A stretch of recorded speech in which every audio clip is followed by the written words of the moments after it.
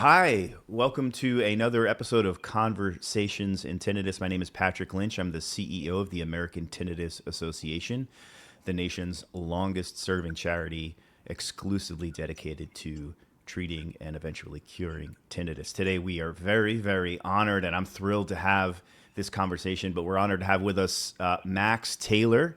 Appropriately described here on the screen there, right there on the bottom, as son of Kent Taylor. But Max, of course, is his own incredible man. He and I have had an opportunity to connect a lot over the last year on all things from philosophy and theology to business ideology and what the meaning of philanthropy really is. But more importantly, Max has been an incredible advocate and supporter of the mission of the ATA for 5 years now.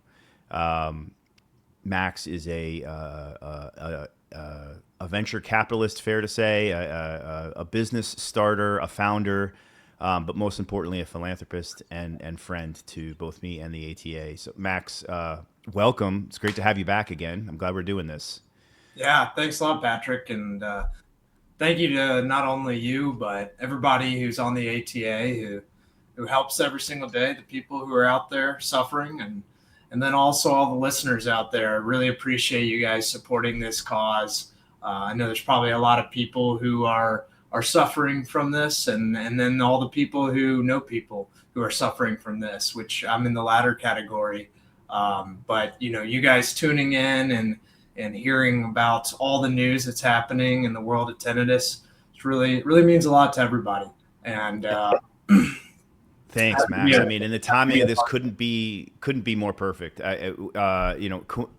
Somewhat coincidentally, you and I are connecting and recording this conversation just after Texas Roadhouse announced the results of their most recent fundraiser with the ATA, where they raised $1.1 million during their Dine to Donate event during Tinnitus Awareness Week, which means that since Texas Roadhouse and the Taylor family have come across the ATA's doorstep, which was 2021, it's now been 5 years, and just under $5 million has been raised for our mission. It's really, really incredible, and it's all really in honor of your father.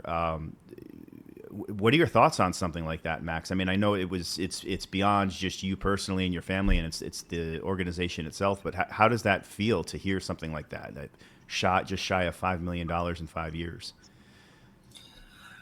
well, I mean, it's incredible, and there's always a silver lining in things that happen in your life that are less than ideal. And one of them is the amount of people who've been helped.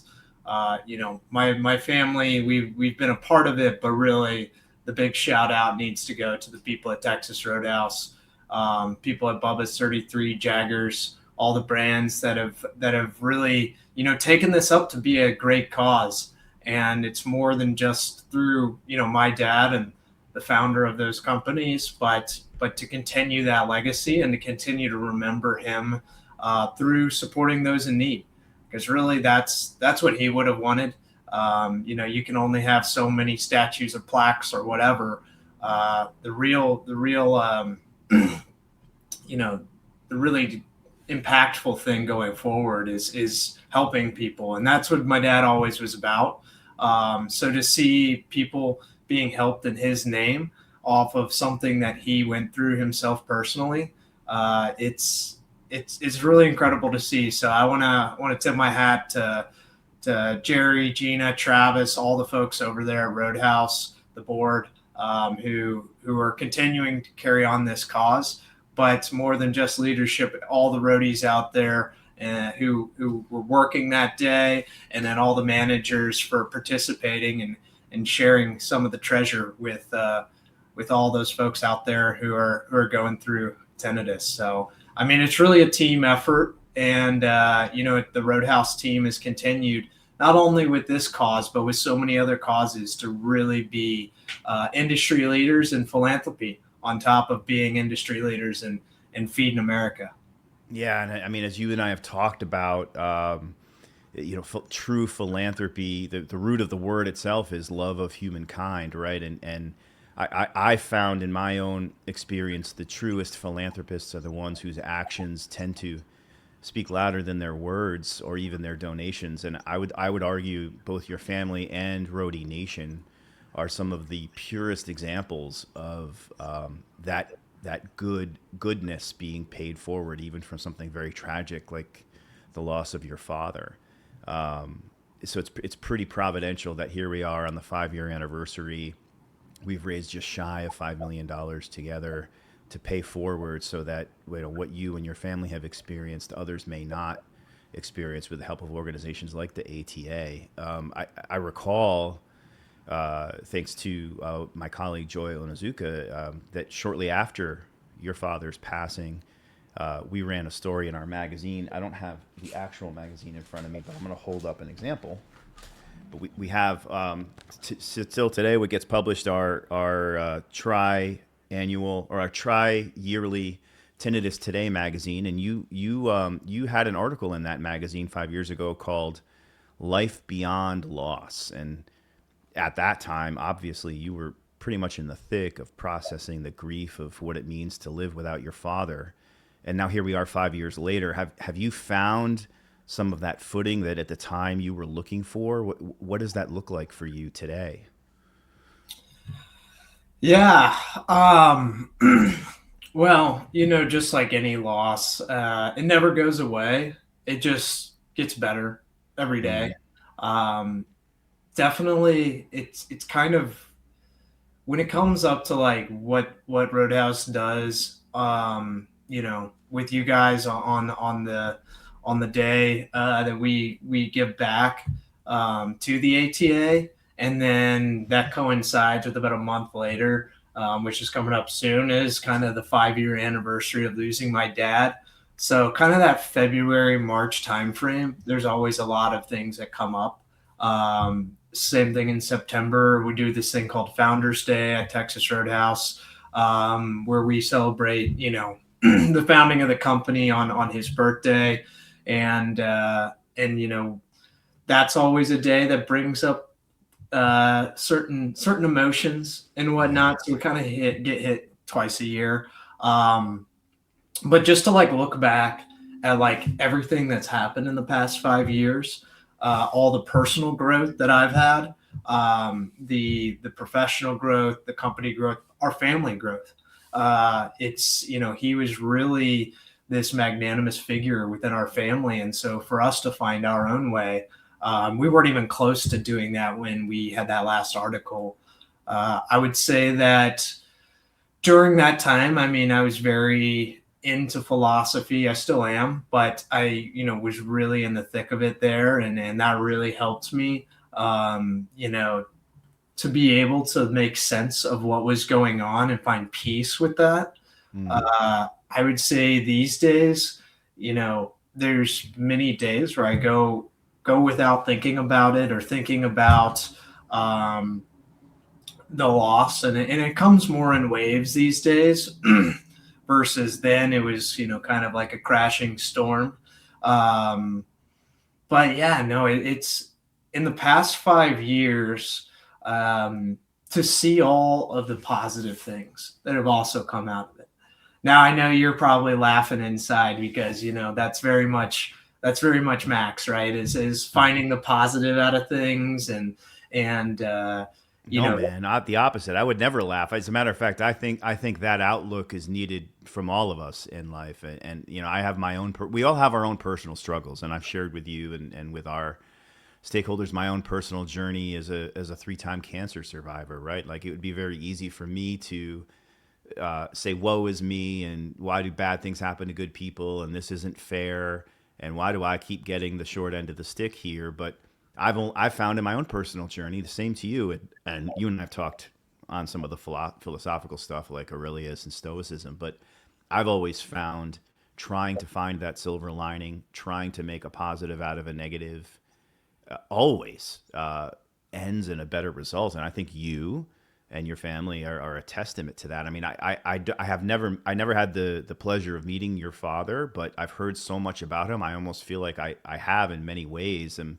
he's built something truly extraordinary, not just in a company, but in a family that clearly is in yourself, that's rooted in generosity, authenticity, a different way to lead and manage. And I think it's true in the way that I would never laugh at it at all. I think the way that you I guess I said meant laugh with, not at. laugh with, for sure. For Yeah. sure. Okay. I And I got you just, there. I just mean that, like, in the sense that, I sometimes I get in trouble with my family or my girlfriend or something because I'm too positive Yeah, sometimes. that I can empathize with. And But I'm the always cat was stabbed 15 times. Yes, but the cat has beautiful fur. yeah. Okay, Max. I Yeah. get it. I get it. I mean, What a would you lot of say, positive things have come out of it all, as well dude? as I mean, I've had a chance to. I mean, I've seen a million pictures of your father. I'm just sharing one on the screen here, and I had the pleasure to read his book, which you and I have talked about quite a bit, Made from Scratch. What would you say for you? That like I still never knew your father, but from your own relationship with your father, what would you say you personally? What part of your father's character have you found yourself drawing on the most often in your life since we've lost him? hmm. Well, the running joke I always use is I got my father's looks and my mother's temperament. Uh, for anybody who knows them, they'd have a good chuckle at that. But I mean, there's just so much of my dad that is left in me, and is a part of my life. Um, whether it's our love of skiing, whether it's some of our mannerisms, our humor, whether it's our entrepreneurial drive. There's just countless things that we share in common, and I kind of chuckle at myself because I find myself doing the same kinds of things that he did. And um, and then I, of course, all the folks that I meet who used to work with him, or know him a long time ago, who were like, "Wow, I mean, you look exactly like him. You Mm, talk like him a lot," and some of those things. But I think one of the things that separates me um, from dad is he is very, very driven, and very he was on a warpath to make Roadhouse successful, and really was a pioneer in the industry. And while I work in the industry, and I really enjoy it, I think I what I've taken is a more holistic approach to life, and to know, because of what happened to him, that our time is limited. And mm, so I've tried to be there, in a personal sense, for family, friends, for things that at his age, or at my age, he probably wasn't thinking about. And I think there's trying to find that balance in life. And I know this is something common with people who go through either personal illnesses, or they go through losses within the family, or major tragedies, whether it be natural disasters, or whether it be extreme events, war type events, anything like that. Is that you kind of you either you bend or you break sometimes. mm. And I feel like I really bended to a way of being that necessarily wasn't the way most 20-year-old or 25-year-olds at the time would be living their lives. Yeah. And so now I'm looking back 5 years later at 30, and I get made fun of because I'm a little bit of an old soul. Mm. Um, my girlfriend calls me a millennial boomer sometimes, and I I think just learned the term Xennial, which is because I've always joked that I'm technically Gen X, but I identify as a millennial. But now apparently there's a term called Xennial, which is this weird 5 year gap where you remember the time before the internet, but you were in school when Facebook came out. So maybe you're an even rarer version, a millennial that identifies as a boomer. yeah, who knows? You know, The funniest one I've heard recently is the Zoomers, the Oh Gen Z yeah. Zoomers. Yeah, yeah. So, but I don't know. They're all just labels, categories, whatever. But I will say that I just kind of have lived a little bit of a different lifestyle than probably my dad was living at my age. Well, I know for a fact partially true because he was running nightclubs and restaurants every day, working late hours, and at my age, he had a couple kids. Mm. So, but I think the biggest thing about the growth that's happened is in a family like ours or like anyone's who has such a magnanimous figure. When that figure passes away, there's this kind of void this vacuum, right? And so for us as a family to try to kind of find our path through that, and for us all to kind of rise up instead of someone just taking that, filling that void, for us to all have to step up to take that, to fill that vacuum, and for us to do it together, I think has made us stronger as a family. Um, and I think the same things happened within Roadhouse. I mean, a lot of people had to step up, and a lot of people did step up. And I mean, you look at the success of the company; it's continued to succeed, and it's at heights that my dad would be very proud of today. And so things are going to change. People change, and organizations change, families change, but I think the one thing we're sharing all in common is this spirit that my dad left. And that's a spirit that lives on in not only our family and in the company, but also in the ATA and so many other organizations that he was very involved in. I mean, one of Yeah. the greatest honors I've had recently is getting to award the Kent Taylor award at his young president's organization chapter here in Kentucky, the Bluegrass chapter, and being able to award someone with an award named after him, that for something that someone did to really impact the chapter and really help, because that's what he did. He was someone who led with his actions rather than his words, and he made a legendary impact so many different places. I mean, the legacy continues to live on as you're talking about. It's so awesome to witness for me on the back end, which is why I feel like which is why part of me feels like I did meet him because I'm experiencing his legacy firsthand here at the ATA. I mean, at the time in that article that you were a part of 5 years ago, you had described your father as someone who always gave 110% to everything he did, and that intensity is also kind of what made his own tinnitus so devastating for him because he put so much effort into everything he was trying to do. For you, Max, like what would you wish the world, when it comes to tinnitus, what do you wish the world understood about your dad's relationship with tinnitus and that 110% effort, and what we can learn from that today? Yeah, I think in the world of tinnitus, looking back at where he was at that time, um, I think not only was it where he was personally, but it also was where a lot of people were in the throes of the pandemic. Mm. Everybody felt isolated. Everybody felt alone.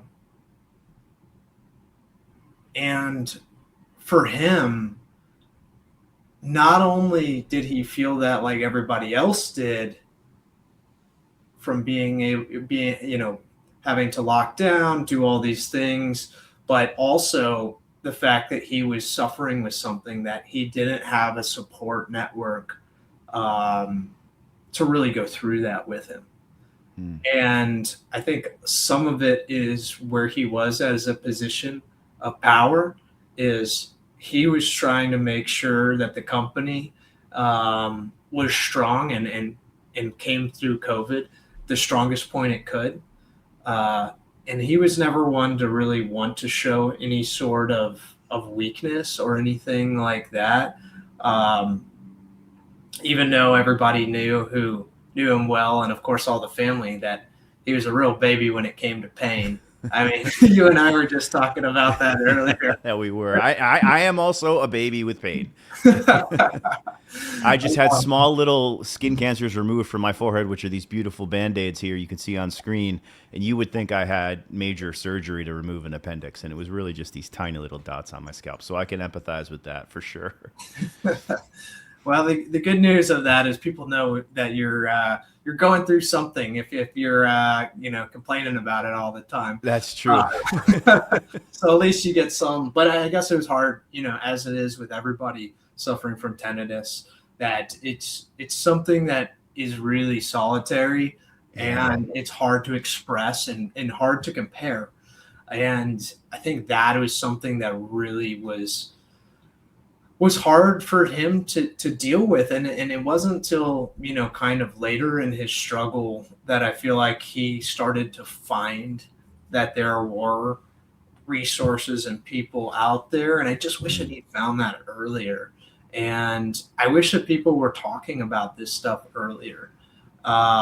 And then something you and I always talk about is to make sure everybody who's working on tinnitus, whether it's research, whether it's treatment, whether it's outreach, are all just talking to each other. Yeah. This is not, when it comes to people suffering from something like tinnitus, it doesn't help when all the resources and all the treatments and all the help out there is siloed out.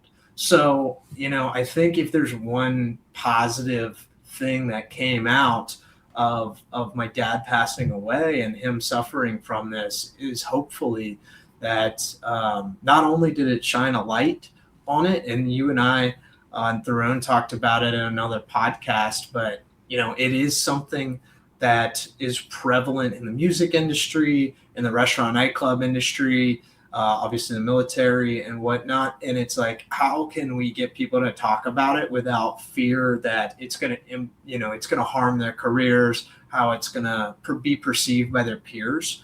And so part of the reason why I wrote that article 5 years ago with Joy, and why we came out and talked about it as a family, was to say, traditionally this would be something that not many families would want to talk about, especially the circumstances around how he passed. But we felt, we had a responsibility to share that, not only because obviously we had to share it for the public company perspective, but also for the fact that sharing the story would hopefully help others speak out. Because I think that's a really good point. They can get help. Really, really good point. And I was just joking about these little Band-Aids I have on my forehead, but it's a great anecdote allegory, because it's visible. Like you can see, gosh, this guy has Band-Aids on his forehead. Something must have happened, and you can ask, are you okay? What happened? Whereas tinnitus is an incredibly isolating experience for the person experiencing it. And even if they do share that they have it, I mean, I have it. I've had it since my chemotherapy treatment as a teenager. But unless you also have it, and even then, you may not have it as extremely as I have it. So it's it can be, especially at the more difficult and extenuating versions of tinnitus for people, it can be incredibly isolating. I mean, and you witnessed it firsthand with your father. Did seeing that from the outside and witnessing your father trying to address it as he did that change the way you yourself think about your own life, or the way that you tend to make choices? I mean, definitely. The first one that I mentioned to you just earlier in this interview was the fact that I've chosen to be a little bit more involved when it comes to things outside of just my career. to be someone who looks at time and realizes that's our most precious currency, and being a little bit more present with the folks in my life. Those are all immediate things. Now, when it comes to things around hearing, or just around tinnitus itself, I've definitely turned it down. I've turned Mm. down the volume. I'm a little bit more cautious, especially when I'm going to concerts, or just when I'm listening to music in my headphones or whatever it may be. Um, I'm sensitive to the loud. I have the loud noise thing on my Apple Watch, Yeah. as many people do. Although it does annoy me every time I go in a pool, it thinks that everything's too loud. I was at a birthday party and it went off yesterday, and it was a birthday party for a 10-year-old. So something was wrong in that room. Yeah, well, that tracks out. I have a niece that's around that age. That's a an actual scenario where that's going to go wrong. But yeah, I would say those things. And then just generally my health in general. I mean, health is wealth, right? And Yeah. I think there's too many times where you're just like so busy with work.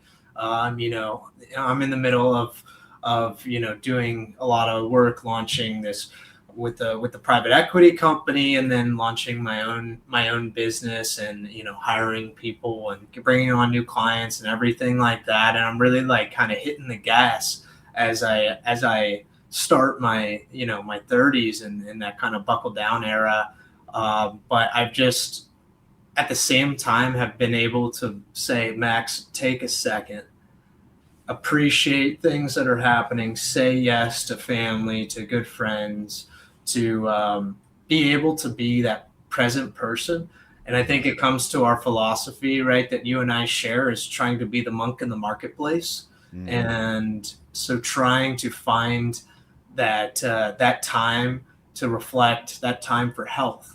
And so, it may be 10 minutes one day, maybe 3 hours another day, but just always finding a little bit of time to, eat better, to work out, and to spend some time for your mental health, whether it's, doing a little bit of meditation, reading a book, talking to someone, discussing matters with a therapist. I mean, all of these types of things are valuable things to do, to take time for yourself. And I know a lot of people have problems with that because they say it's selfish. It's Yeah. selfish to take time for myself, especially when I have kids or family or work obligations or whatever. But the most selfish thing you can do would be to not take care of yourself. Yeah. You cannot give what you do not And have. If you have no love for yourself, or you don't have the energy within yourself, how can you give energy to others?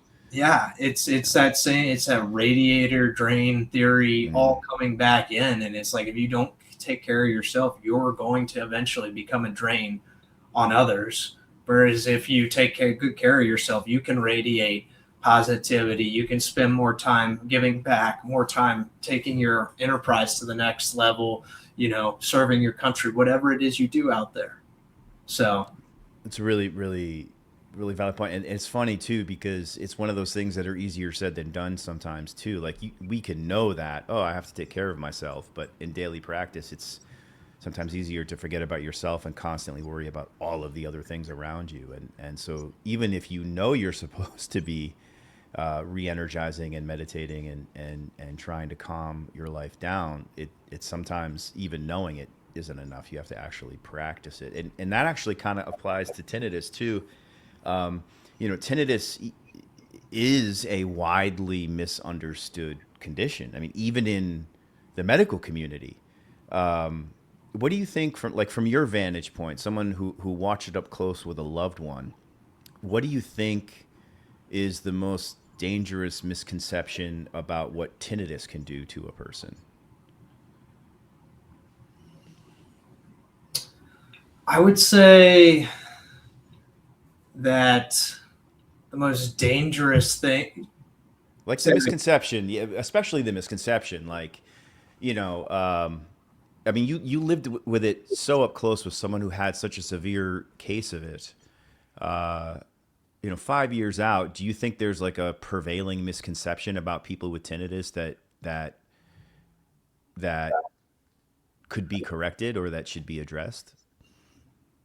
You kind of touched on it a little bit when we talked about the music industry, the musicians that were afraid to come out and talk about it because they thought it meant they were, a less talented musician as a result. Yeah, I guess I would say that I guess some of the misconceptions. I mean, if I had to boil it down to just say two of them, um, the biggest one I would say is that everybody's tinnitus is the same.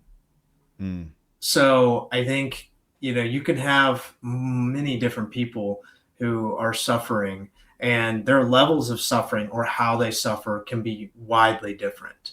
mm, And so I think one thing that constantly discouraged my dad was when he would meet other people with tinnitus, and they'd be like, yeah, I'm suffering from tinnitus too.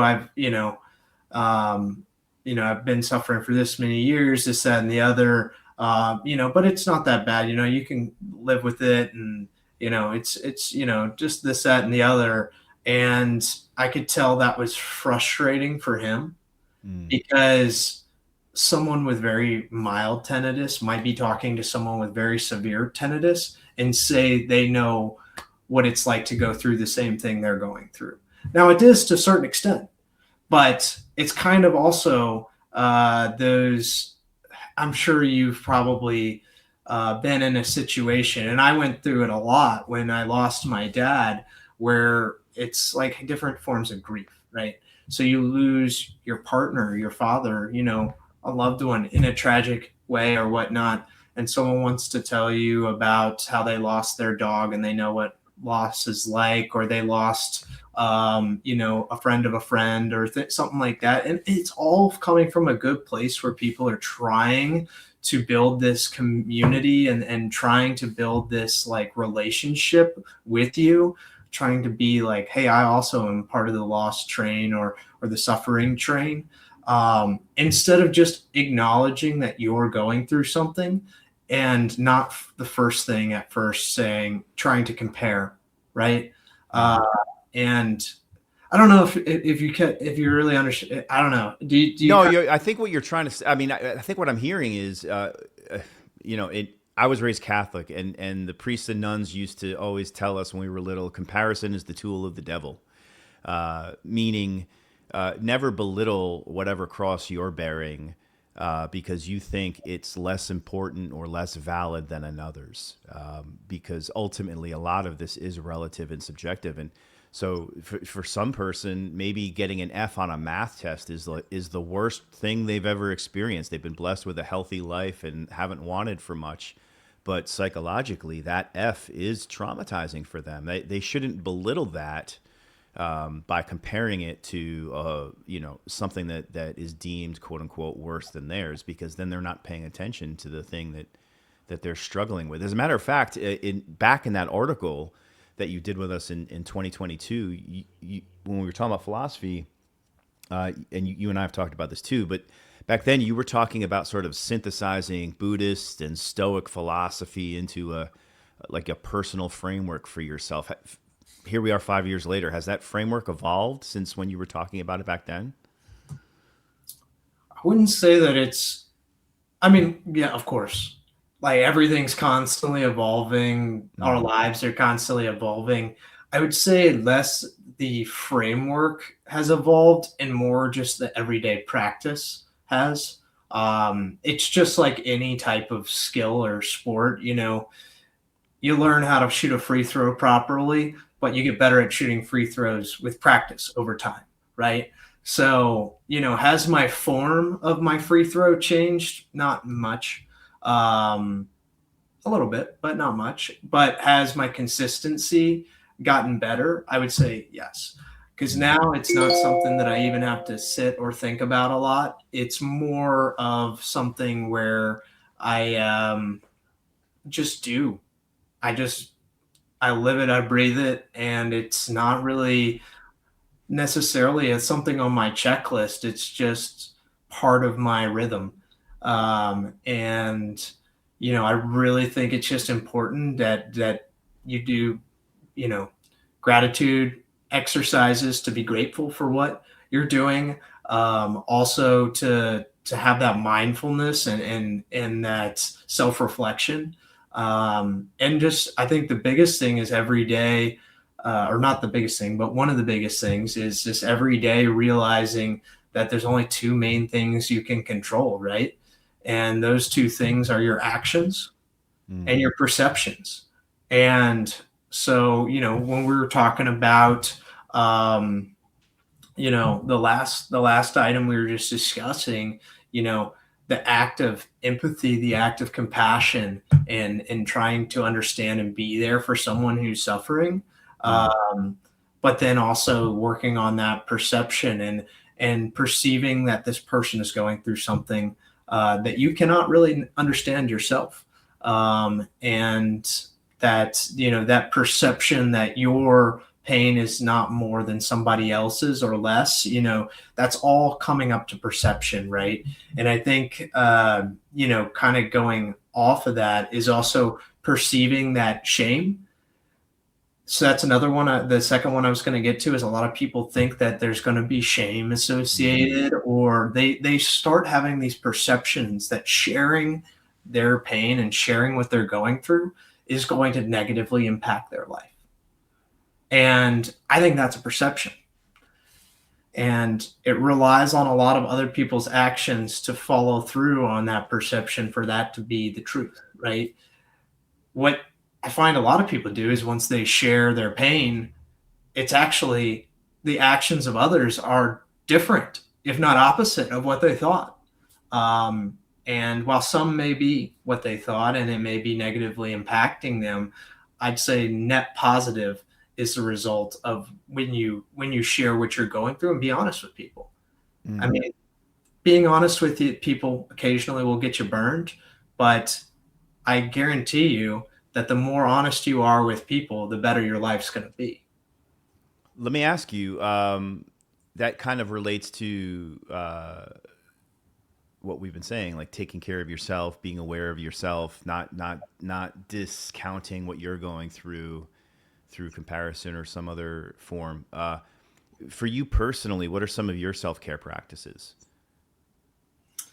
Yeah, ooh, it's a quite a long list, but I mean, really, there's, I guess where I start. I mean, health. Let's just go with like physical health. I mean, I go to the gym. I try to eat healthy. Exercise. Go out.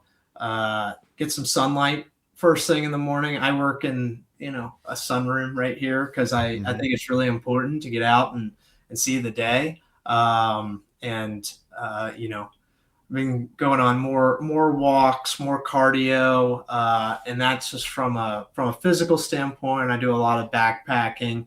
I do a lot of stuff in nature. I think nature is really good for you, and just having that connection with Mother Earth and getting out there and whether it's a hike for an hour or whether it's a backpacking trip for 7 days.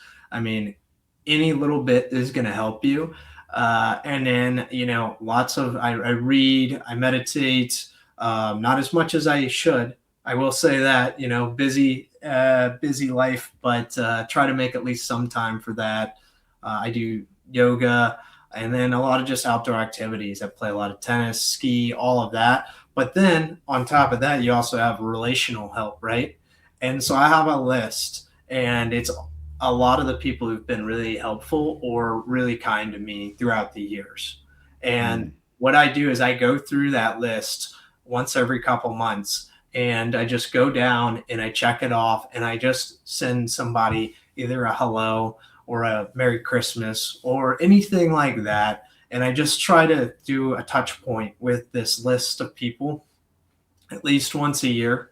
The list is getting longer, and Right. so I would say my hit rate is down. Uh, but the I amount mean, of do you have it to the point where you have an Excel sheet on your screen and you're trying to go through the right list, or oh it's yeah, up yeah, here? no no I got a list. You've Yeah, got it written down. That's proper. I like that. yeah. Now it's probably outdated, every, because it takes, you just remember somebody, you put them out there. Mm, And now I'm trying to collect birthdays, but it just really, I think one thing that a lot of people are decent at is really close ties.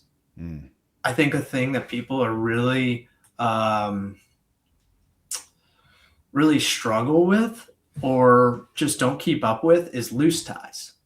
And so you have, a core group. Some people, they say, I think I can't remember the statistic on it, but I think it's like 2 to 3 friends that people on average have as like as their close friends. mm. And so you got to think about it. Most people are going through the world, or a lot of people are going out there in the world, and they're like only have a handful of people that they're talking to or that ever reach out. And if one of those people doesn't reach out on some significant event or whatnot, they're heartbroken. You know, their world is like, comes crashing down. And it's because they like put so much emphasis on this small group of people that any disruption in that, say a friend does something and another friend doesn't like, and now you have two good friends that are at odds with each other or something like that, it can be really disruptive to your life. Um, and imagine you're going through that and someone that you haven't talked to in a year or a couple of years or something sends you something really nice. What I've found is that can really change your day and that can really change your life is to just, and by change your life, I mean, if you are able to go reach out and make small impacts in other people's lives just by recognizing them, just by seeing a joke or something online and sharing it with them, even though you haven't talked to them in a year. Most people say that's weird, but I think it's just, you're just dropping little rays of sunshine out there into other people's days because you don't know how cloudy they are. And so It's a that's good something quest. that That's a I good quest do. to be on. I like that. And the boomerang effect is good because then that starts happening to you as well. So Paying it forward. You had talked in that article. This is a little bit of a weird connection, but I think it works here. You had talked about like your first big quest 5 years ago when everything had happened, as working on spreading your father's ashes at his favorite resorts as like one of the first big things you wanted to do on your journey that was coming up. Like it's 5 years later. What would you say? Well, I guess A, where are you on that journey that you shared with us, and then B, what would you say coming up on the 5 year anniversary is the next big thing that you're hoping to do in your dad's honor? yeah, so that was a really meaningful project for me. My dad, for those who don't know, he was a restaurateur and he loved being in the restaurants. But there was one thing he loved more than almost anything else in the world, and that was skiing. He was pretty darn good at it, even though he was self-taught, which meant his form was not the best, but his results were quite good. And I mean, he went around the world and loved skiing, and that was a really social thing for him too. A lot of his friends, they would get together once a year on ski trips, all different groups of friends, and then also that's where we got to spend a lot of time together as well. Um, I was one of the people who could keep up with him, and then I eventually surpassed him, much to his That's annoyance. always the best is when the student outshines the teacher, right? Yeah, yeah, yeah. The young knees at the time were able Yeah. to overcome the old bull. So, but I would say that experience really was a meaningful one for me. I got to travel. And I went out with his friends who had skied with him, and it was a great thing for us to do together to kind of let go every time we spread the ashes, let go a little bit and have a really cool place to remember him. Mm, And so when we go to those ski resorts to this day, we go visit those same places. And it's a place where we feel really connected to him. And, it's able, I'm really excited one day to be able to take my kids to those places and show mm, them where we spread his ashes. His grandpa nickname is Chief, so go see Chief's ashes. And my nieces were just out skiing, and they were asking me about Chief and all of these stories about him. So it's a great way to tell stories. I'm not a video editor, so all that GoPro footage I have, all those I haven't done anything with. And also, I will say that I still have a lot to hit, but part of the healing process is the fact that as time goes on, as I keep letting a little piece of dad out around the world, it also has become less of a burden on me, and it's also become something that is helping me move on.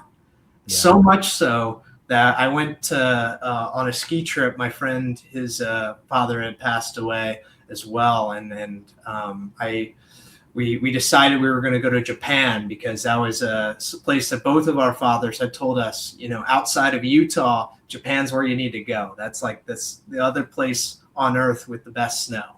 And so we get this big trip to Japan. I'm like, all right, we're going to go hit the 2 resorts my dad hit, spread his ashes, all this stuff. This is the first big trip after your dad passed, and we're going to go and do this. Well, I got so excited about the trip and so excited about skiing into Japan that I kind of forgot what the original mission was. That I am on the flight to Tokyo, and I'm like, I forgot dad. Oh, no. So I think I might have to forget dad every time I go to Japan, so I keep having a reason to go back. There you go. That's it. That's the perfect reason to have to do that. I love that. Yeah. I think everything you shared it's just so powerful, and so it resonates so much with me on so many different levels. One of the other things you mentioned in that article a few years ago was that your father had made a promise to you that when you were ready, you'd be free to kind of walk away from the Texas Roadhouse legacy and part of that, and open up your own chapter in your own life. What does this new chapter for you tell us? What's in the chapter of Max Taylor's life now 5 years ago that you couldn't have even imagined back then? Yeah. So kind of as the story goes, I had worked for Roadhouse originally. As I was, when I was a kid, I got into the store, into Loot 2, as we call it, and worked for Jeff White. And then we started in the kitchen expoing, and then went to do some bussing, serving. So I, really started as a frontline employee. The funny story real quick is the way my dad and mom got me into restaurants, and not to complain about it, was I started in construction and farm work. And so by the time I got to the restaurant, I was like, I don't know what all these kids are complaining about. This is glorious. This is luxury. Yeah. It's inside. There's food. It's not 90 degrees, and I'm weed whacking fences all day. So that's how I first got into it. And then my dad knew that, my goal was never to really live in that world. I mean, let's be honest, public company, founder, everything. I look like him, I talk like him. I mean, I was going to be living in his shadow at that company, and I was always going to kind of be the founder's son. And my mom, she always cautioned me about that. She wanted me to be my own man, and my dad knew he wanted me to be involved, but also he knew that maybe that I was a little bit entrepreneurial like he was, and that working for a company, which he struggled with, working for other companies that were not, embracing his ability to be entrepreneurial and to kind of do his thing and live his dream, and let him make those mistakes and and trial and error and all those things. And Roadhouse was really good to me. Don't get me wrong, but it was, by the time I came back during the pandemic to help out, because my real estate license has gotten tied up at the state while they shut down. Um, it was a massive company. I mean, it was top 10, on its way to number one, publicly traded, hundreds and hundreds of locations in many different countries. And so when I came back, I mean, there was an agreement between my dad and I that this was temporary. He asked me for 3 years, and I was there for, gosh, what was it? 20, 21, 22. So, I was there during those 3 years, and he passed away about halfway through that. And so it really changed. It really changed for me, have working with him every single day to kind of as the pandemic ended, and, as the new leadership team started to get in place and everything like that, things started going back to business as usual, and there was this push for the next generation of Roadhouse, this next wave of what Roadhouse is and what it can be. And at that time, after I'd seen the folks who ended up taking my dad's place and working with the company, and knowing that it was in good hands, and that a lot of the things that my dad wanted to happen happened. I mean, you'll never have 100% hit rate, right? But I would say that Jerry and the leadership team over there have done a really darn good job at doing what he would have wanted, in many regards. But at that point, I it was not what I had planned for the rest of my life. And I felt that I got to help my dad and be there with him for the last year and a half of his life, working hand in hand, being on the front lines of not just the pandemic response team, but also, behind the scenes, watching him as he, prepared for the next iteration of Roadhouse, where he was hoping to step back to just chairman and kind of relinquish the operational duties he had and the CEO duties that he had, so that he could focus on family and what was next for him. And this was before he got tinnitus.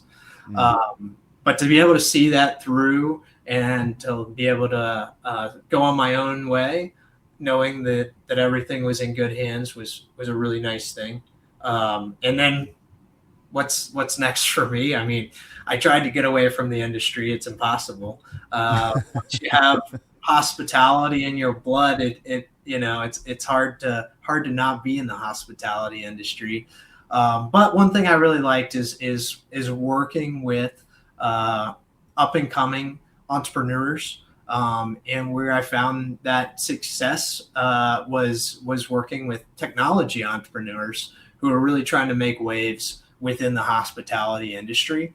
And so getting to work with them and see all the cool things that they're doing with their products, and then also getting to work with like up and coming small and regional restaurant chains is really cool. People with 5 locations, people with 50 locations, people with a couple hundred locations, and then even also working with the enterprise businesses, as we call them, the massive, multi-hundred, if not multi-thousand unit chains.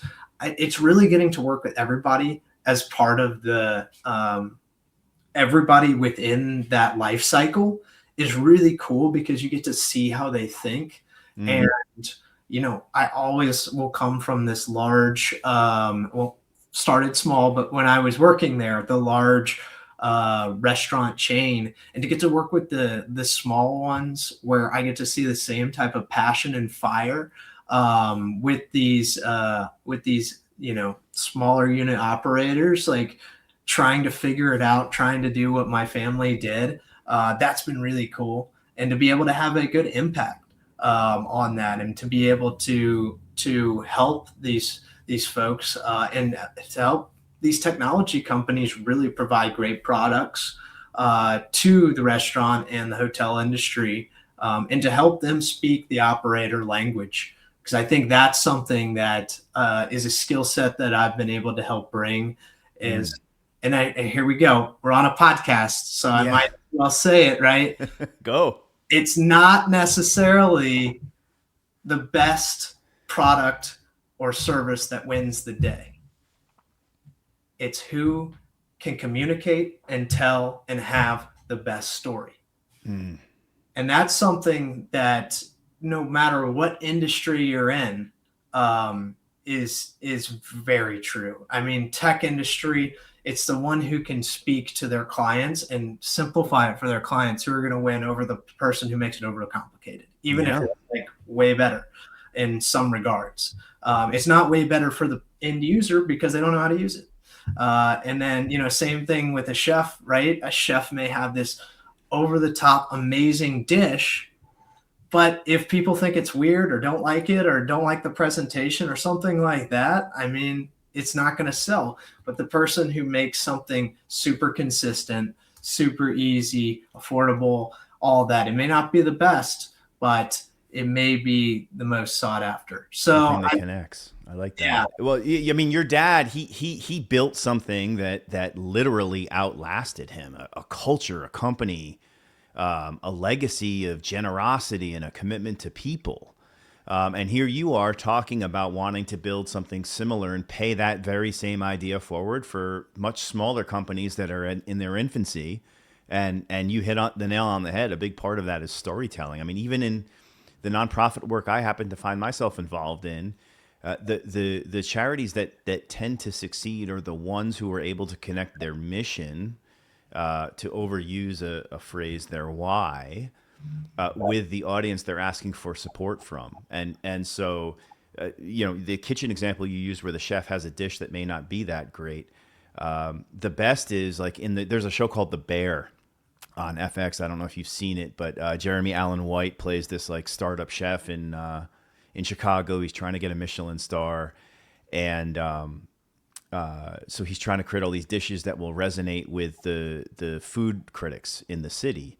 But imagine a dish that is probably pretty disgusting, but because the person who's eating it connects with the story of the chef, they find themselves loving it anyway, because some story was told about the meaning of the ingredients that went on the plate and the way they were arranged and the time it took to cure the meat that went on the thing. That story resonates over the taste of the actual food sometimes. And I think it sounds like you're finding that in a lot of these smaller companies that you're working with. Yeah. And I mean, small companies with good stories sometimes become big companies. That's exactly it. Look at Roadhouse. I mean, Texas Roadhouse, right? My dad lived in Texas for a time and thought of the idea while he was living there. But it was that story that he took with him from Texas that when he decided to start it in Kentucky and then ended up opening the first location in Indiana, it became Texas Roadhouse. He was telling a story to the people of Kentucky and Indiana about Texas and about roadhouses in Texas. And this is the story. This is the feel that you're going to get. I mean, this same thing came from other people in the industry too. I mean, you look at Outback Steakhouse. Yeah. I remember exactly where that started. I know the guy went to, I think, University of Kentucky and whatnot, but like, it was an Australian guy who started Outback Steakhouse. And you can track check me and cut this if that's wrong, but I'm pretty sure Chris Sullivan was not from Texas. I can't currently fact check you, so we'll have to do that in a post. yeah, exactly. But it's a story. It's a story of being the Outback, of doing that. So, I mean, it's super interesting because that is what you're going out for when you go out to a restaurant, is this experience for it to transport you somewhere. And that is what people are looking for. And, that's just been the success of a lot of these these chains, Olive Garden, going to Italy. There's just so much about the restaurant. It's not just about the food, it's about the story. Well, speaking of stories, and if people are still listening to us, I mean, I could do this with you for another 3 hours. But if people are still listening to us at this point, and they have tinnitus, I guess what story or what lesson would you share from your vantage point as someone who lost a loved one to tinnitus? Um, what would you say to someone who's still listening to you and I talk, who has tinnitus or who has a loved one that has tinnitus, and they're in that, like, that really dark place that your father found himself in? What would you want that person who's still listening and struggling with that, with tinnitus, to know today?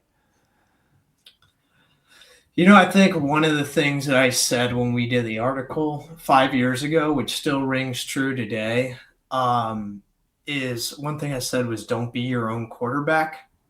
If Mm, you're really struggling with this, find someone in your camp to help you sort through all of the information, all of the different treatments.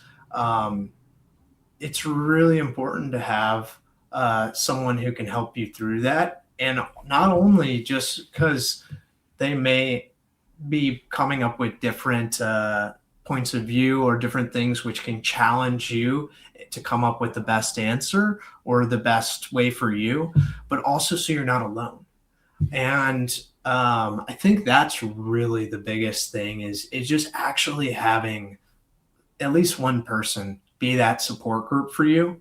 mm. And so those are the people that are suffering. I would say really try to bring someone in the tent with you if you can. And That's then really powerful. if it's someone who is suffering from tinnitus, I would say the biggest thing you can do is to be there, let someone tell you their pain and not compare pain.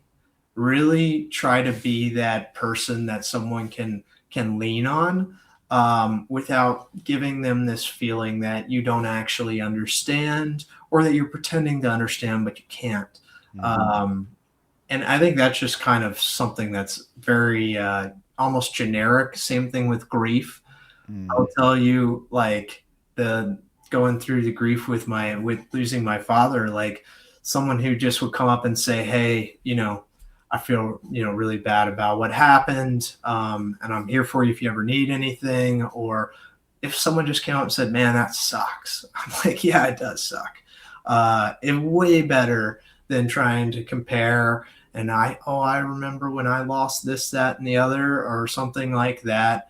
Um, when people are going through pain, where lecturing them is not going to get them excited or on the same side. So just listen, be there, and just acknowledge that someone's suffering, and you don't need to do anything more than that. Just In a lot of be an cases, ear for someone. be an Love ear, that. be an ear. Yeah. As my You, dad used to say, we have two ears, one mouth. So maybe you should use them at that ratio. I like that. Your dad's legacy obviously continues to live on. What you know, for what it's worth, from someone who never knew your father, I think you're doing beyond the looks, which, by the way, it is pretty uncanny, the similarity in looking at him on the screen next to your face. But you have really done his legacy some real honor. And the little bit of time I've gotten to know you and just listening to you today, you know, props to you, Max, for really learning some really hard life lessons at a really young age, and more importantly, thank you to you, your family, uh, by extension, the Rhodey Nation family, for helping the ATA also become a legacy as well. And I think we've really been able to take something really tragic and turn it into something really powerful. And it's not possible but for the work you've done, and the impact of what your father left behind. So I think you are a living testament to something really incredible. And I hope our friendship is able to continue and we can keep in touch. But on behalf of everyone who might still be listening to us talking, thank you. Max and his family are a testament to the hope that can exist. And I hope I'm not speaking out of turn when I say that even Texas Roadhouse's 5 years of support are to help avoid hearing stories like Kent's in the future. And so if you're so moved or you want to learn more, please, anytime, visit our website at ata.org. Or if you yourself are struggling and you need someone to get some more information from, we have an 800 number, 1-800-634-8978. That's always really helpful. Max, thanks for your time, man. I hope we can do this every couple of years or maybe even every couple of months. I think you have a lot of wisdom to share. And on behalf of everyone that's still listening, thank you so much for taking your time and for everything you've done for us. And I want to thank, specifically one group of people. But thank you, Patrick, for the time today. I really want to, I've said it before in this interview, but, thanks to Roadhouse for everything they do. But really, the biggest thank you I want to give out there is to my family, Mm. to my grandfather, my grandmother, my sisters, my cousins, my mom, my aunt. We've all been through a lot. And, I think it's brought us closer as a family. And it really just means a lot that you guys have been there through thick and thin through all of this. And I know it's not always been fun.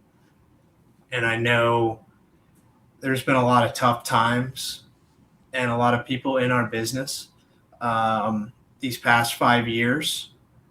But at the end of the day, you guys are the ones who matter most to me. And I just want you guys to know that I love you and that I really, I'm glad we've been on this journey together, no matter how hard this journey's been. So I'll That's end with that. powerful, beautiful. Thank you. And for whatever it's worth, I'll share with you, Max. You are also not alone. You have all of the ATA behind you, but you also have me behind you as well. So I'm glad we're friends, and I'm really impressed by your story. And thank you for sharing it with all of us today. I appreciate it. Thanks a All right, lot. we'll talk again really soon.